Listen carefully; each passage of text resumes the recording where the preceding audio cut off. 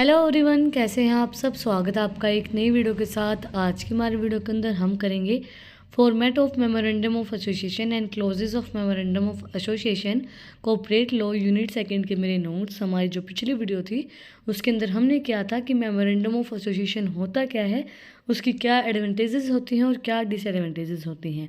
अगर आपने वो वीडियो नहीं देखी है तो उसका लिंक डिस्क्रिप्शन में है, आप लोग जाके चेक कर सकते हैं। और अगर आप चैनल पे नए हैं तो सबसे पहले चैनल को जाकर सब्सक्राइब करें, बेल आइकन प्रेस करें फॉर न्यू अपडेट्स। तो आज की हमारी वीडियो के अंदर हम स्टार्ट करते हैं format of memorandum of association.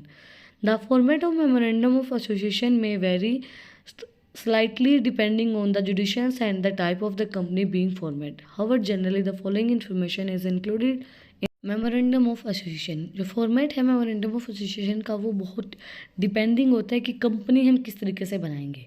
जिस तरीके से कंपनी बनेगी, जिस टाइप की कंपनी होगी, उस टाइप से ही मेमोरेंडम ऑफ एसोसिएशन का फॉर्मेट होगा। तो फर्स्टली इसके अंदर इंक्लूड किया जाता है name close. This clause specify the name of the company that being formed.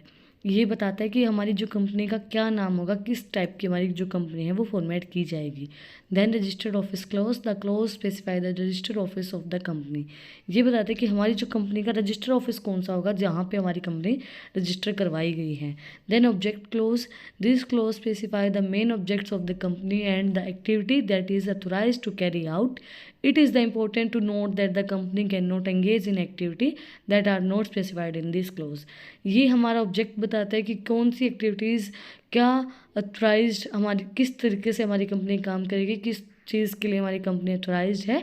और अगर जो चीज़ उसके अंदर नहीं लिखी होगी, कंपनी के अंदर स्पेसिफाइड नहीं होगी, वो चीज़ हमारी कंपनी नहीं करेगी।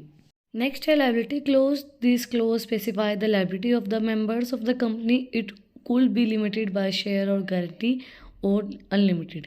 लाइबिलिटी क्लोज बताई जाती है कि हमारी जो कंपनी है वो लिमिटेड लाइबिलिटीज़ हैं या गारंटी पे है या शेयर या अनलिमिटेड लाइबिलिटीज़ हैं। नेक्स्ट है capital close. This clause specify the amount of authorised share capital of a company and the number of shares that can be issued. ये क्लोज बताता है कि हमने कितने शेयर इशू किए हैं और कितनी हमारे पास ऑथराइज्ड कैपिटल है। नेक्स्ट है हमारा association clause. This clause states the intention of the subscribers to form the company and become members. ये बताता है कि हमारे जो कंपनी के कितने मेंबर बन सकते हैं, कितने मेंबर और हैं भी, और कितने हमारे सब्सक्राइबर हैं और कितने और हम लोग हमसे जुड़ सकते हैं सब्सक्राइबर। अब है clauses and contents of memorandum of association. Format भी वही आ सकता है और कंटेंट भी वही आ सकता है, और क्लोजेज अलग से हमें दिए गए हैं सिलेबस के अंदर, तो इसलिए मैं क्लोजेज आपको अलग से करवा रही हूँ। The clauses of memorandum of association में vary depending on the jurisdictions and the type of company being formed. वही चीज़ है इसके अंदर, क्लोजेज ही हैं। ये जो हमने फॉर्मेट अभी पढ़ा है वही इसके अंदर है, बट ये थोड़े से और डिटेल के अंदर है। और हमारा जो सिलेबस है उसके अंदर डिटेल के अंदर पूछे गए हैं कि क्या क्लोजेज होंगे मेमोरेंडम ऑफ एसोसिएशन के, तो इसलिए मैं आपको थोड़ा सा और इनके बारे में डिटेल में बता रही हूँ। कि फर्स्ट हमारा था नेम क्लोज।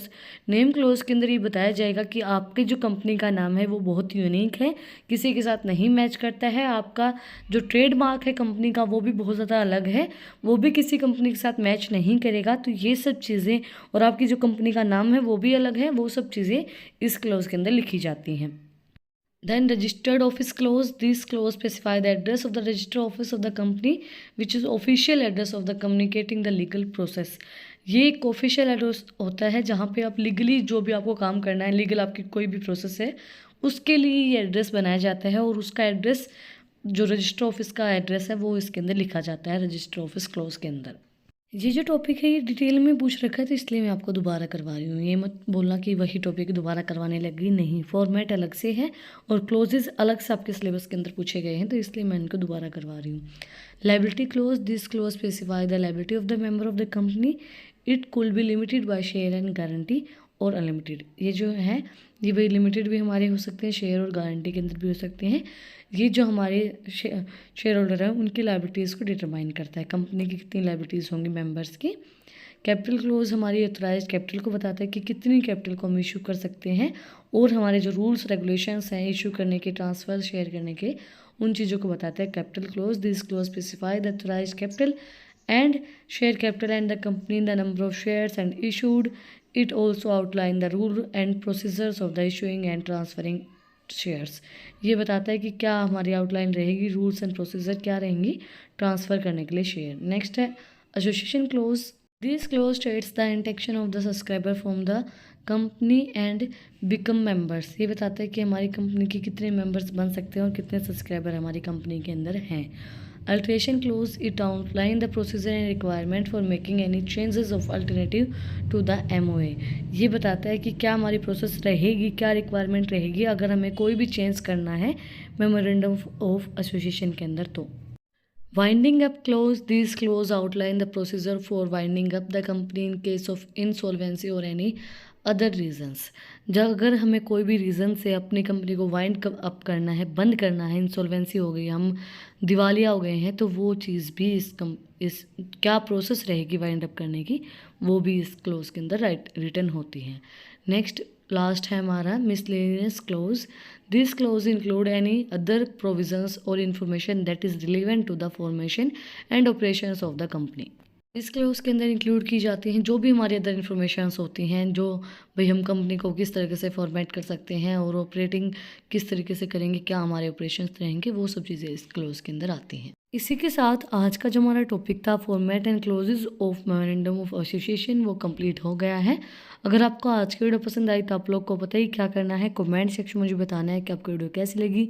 कोई भी डाउट है तो वो भी आप लोग कमेंट सेक्शन में मुझसे पूछ सकते हैं, क्योंकि क्लोजेज एंड फॉर्मेट लगभग सेम थे, बट 2 पॉइंट अलग थे क्लोजेज के अंदर, फॉर्मेट के अंदर वो चीज़ें नहीं थी। तो उन चीज़ों को और अच्छे से कर लेना। और ये क्लोजेज का जो टॉपिक है वो इम्पोर्टेंट है, clauses of memorandum of association, इसलिए मैंने आपको 2 चीज़ें अच्छे से बताई हैं ये चीज़ें।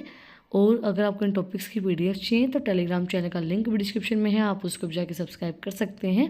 फिर मिलते हैं एक नए वीडियो के साथ, एक नए टॉपिक के साथ। जाते जाते इंस्टाग्राम चैनल का लिंक भी डिस्क्रिप्शन में, आप उसको जाके फॉलो कर लेना। Like share and subscribe. Thank you for watching my video.